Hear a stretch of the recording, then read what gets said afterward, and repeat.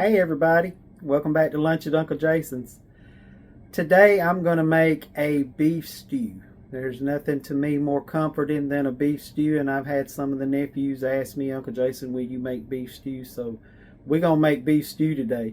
So give me just a minute and I'll be back and show you how I make my beef stew. Alright y'all, I think I got you where you can see what I'm doing. In my frying pan here, just my cast iron skillet, I got about 2 tablespoons of oil, 2.5 tablespoons of oil that I'm heating up. In this bowl I've got 1.5 cups of flour, and I put like 1 tablespoon of seasoning. Now I mix up my own beef stew seasoning. You can use the one from the packet if you want to. That's up to you. I will put the recipe for the seasoning in the description of the video. And right here I have about right at 3 pounds of stew meat. Now yes, this is a lot because I'm feeding a lot.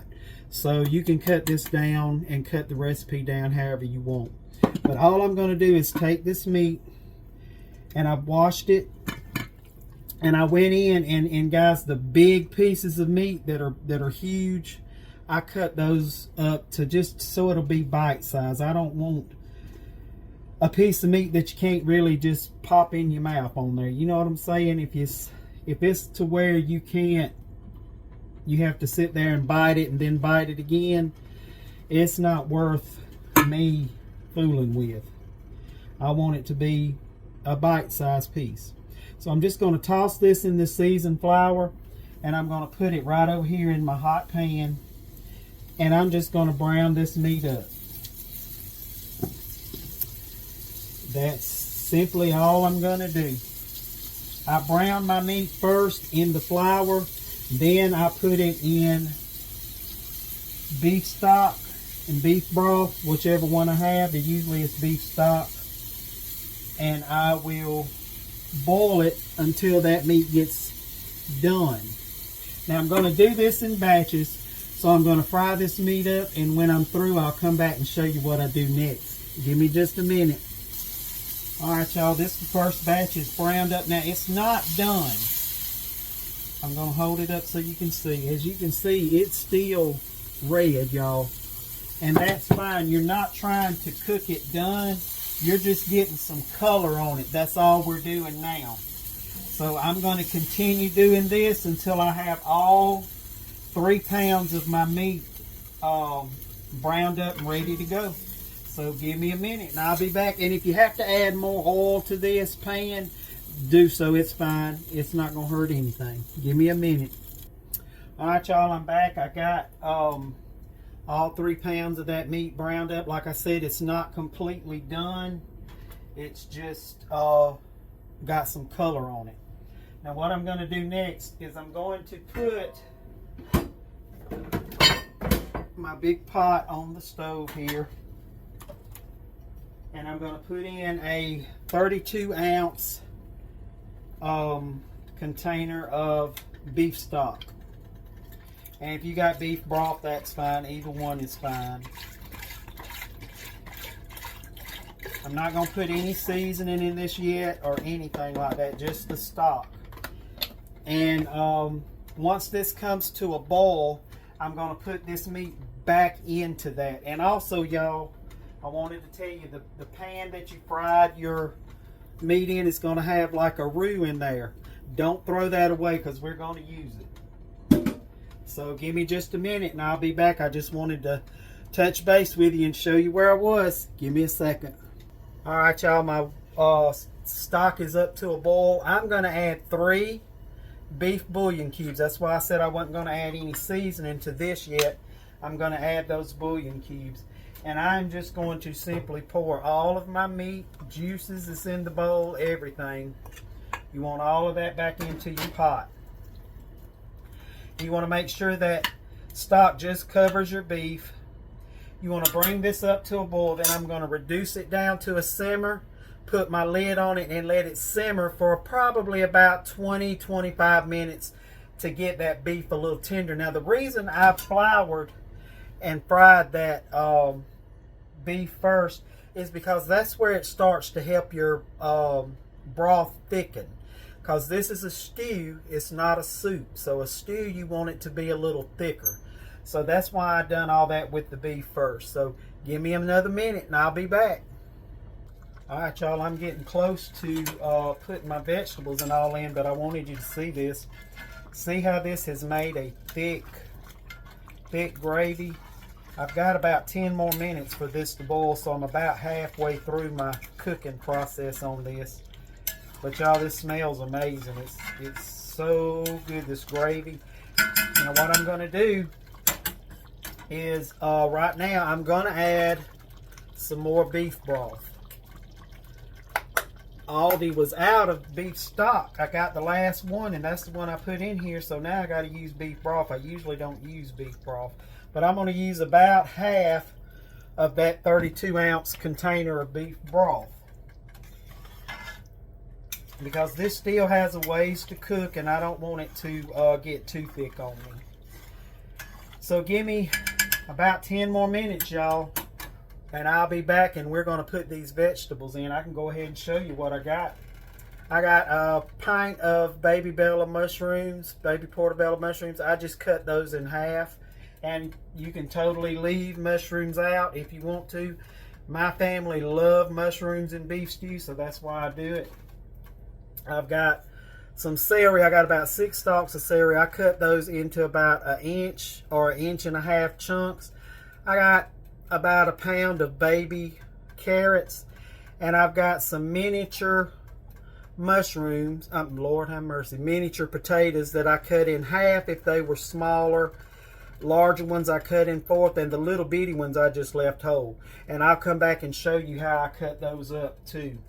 But that's and onions. I forgot to show you the onions. I just cut 2 large onions. I just cut them in slices like that, y'all, thick slices like that. And that's it. I'm going to put some garlic in there. But give me another few minutes and I'll come back and we'll start cooking the vegetables. All right, y'all. It's time to put the vegetables in here.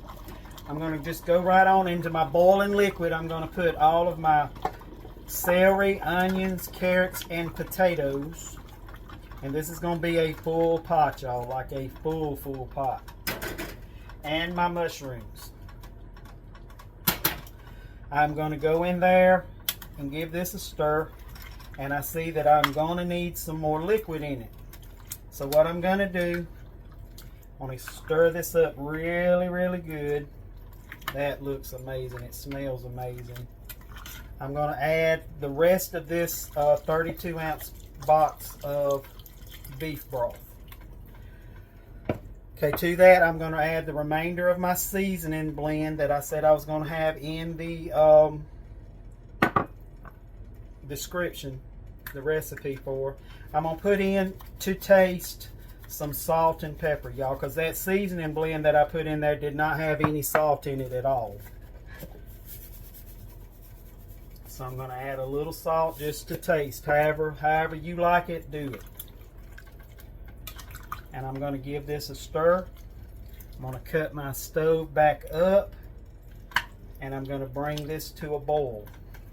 And then I'm going to cover it, reduce it down to a simmer, and let it cook until those vegetables are tender and that meat's completely tender. And y'all, that's my beef stew. And if you want to put a bay leaf in here, a lot of times I do. I just don't have any right now. You can put a couple of bay leaves in here. It'll be fine. I do want to give it a little quick taste. Oh, that's perfect. That's great right there. But I did say I was going to show y'all how I do these potatoes. Okay, this is about the 3 sizes of the potatoes that were in my miniature potato bag. It was 1.5 pounds of them. Little small ones like this, y'all, I just leave them whole. The medium sized ones, I simply cut in half. And the larger ones, I'll cut into 4ths. Cut it in half and then in half again. And that's it. That's all I do to the potatoes. You know, and I always buy the miniature carrots. You know, so that's a help right there. It's a quick step of one less thing I have to do. So y'all, I'm going to let this cook until everything's tender and blended together. And I'll come back when this is done. Give me just a minute. Y'all, I'm sorry, I did forget a ingredient. I'm going to put a good 2 tablespoons of garlic, minced garlic in here. So, yeah, do that. However you like it to your taste, it's up to you. But I just wanted to come back and show you that I did do that. I'm adding that garlic in there. I just remembered, and Lord, this pot is full. But it's going to be okay because I cook it in here all the time and it works. So let me get this back up to a boil, and I'm going to cook this for a little while uncovered. Then I'm going to reduce it down, cover it, and simmer it until it's done. So give me a minute. All right, y'all, this is cooked for about 40 minutes, 45 minutes, and it is done. The beef is tender, the potatoes are done, the carrots are fork tender, the celery, and it smells so good. I wish you could smell this. But guys, remember our roux that we saved from frying our meat? This to me, and you may like it like this, and that's fine. To me, this is a little thin, a little bit on the thin side. So I'm going to add just a good couple of spoonfuls of this cold roux into this broth here, and I'm going to stir it around just to thicken it up a little bit. That's all I want to do. That's going to thicken it up. See how it's thickening it already? That's all you want to do. That's why I said don't throw that roux, the roux away, because we may need it. Now, if this had been thick enough, I would have just left it like it was and not put that in there. But I wanted mine to be a little bit thicker. Now, y'all, when I do beef stew, you can take this and you can serve it over rice. You can serve it just like it is. I'm serving it tonight just like it is with a pan of cornbread. Or I may do some fried hoe cakes. That may be what I'll do, because the kids like that a lot. My nephews that are going to be here like that. So I may do fried cornbread hoe cakes. But y'all, that's it. Right there, that's my beef stew. I'm going to cut this off. And I'm fixing to dish me up a bowl so y'all can see it. I'm going to get some of everything in it. Some celery, carrots, onions. Some of all of it. Y'all see that? That looks so good and it smells so good. I'm going to get y'all turned around and turned up. Hey y'all, I'm good. I'm fixing to eat, so I'm really good. So there we are, y'all. I'm fixing to give this a try. I know I'm not going to be able to get all of everything in here because, you know, it's like I said, it's a hearty stew. So I'm just going to try this little piece of meat and some of the broth in there. And I don't want to burn my goozle because I know it's hot as fire.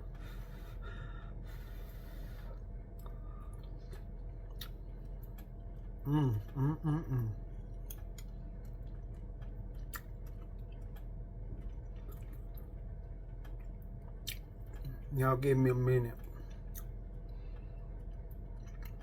That is so good. I know it's not fall yet. Y'all know how I feel about fall. But this makes me ready for it.